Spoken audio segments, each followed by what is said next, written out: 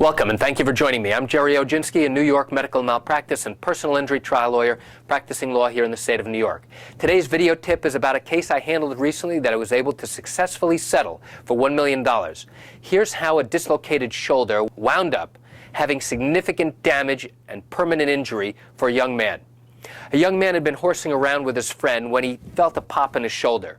He didn't think much of it, and about 2 days later the pain became so severe he went to his local emergency room.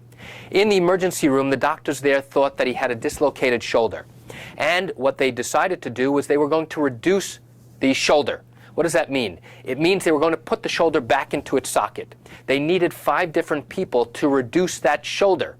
So they had people pulling, causing traction. They had people pulling the opposite way. That's called counter traction. And they had to manipulate the shoulder in order to get it back into the socket. After about 5 separate attempts to do that, they decided that they were going to keep the patient overnight because of the massive swelling that he developed as a result of the manipulation with his shoulder. Later that evening, because the gentleman's shoulder had swollen so much, they decided the doctors were going to send him for an MRI to evaluate what was going on in his shoulder. The problem began when a doctor in training, a resident, read and interpreted the MRI. It turned out that reading was inappropriate, but they didn't know that until about 12 hours later. Over the course of the next 4 or 5 hours, the patient began to experience numbness and tingling in his hand. It wasn't until about 10 to 12 hours after he had had that original MRI was the MRI looked at again by one of the senior doctors at the hospital. It turns out that this senior doctor determined that the patient had an accumulation of fluid that was compressing a nerve that controlled the patient's hand. And that would explain why he was having pain and numbness in his hand. The patient was rushed to surgery on an immediate basis in an attempt to relieve and remove that fluid that had built up.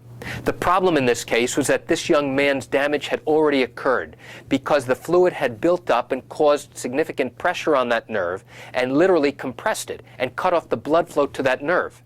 And any doctor will tell you that unless you relieve that pressure in a timely fashion, there's a very good chance that the patient is going to be left with a permanent nerve injury. And that's exactly what happened here. And that's it for today's video tip about how a shoulder injury resulted in permanent nerve damage in an emergency room here in the state of New York. If you have questions about improper medical care that you or your family received, pick up the phone and call me. I can answer your legal questions.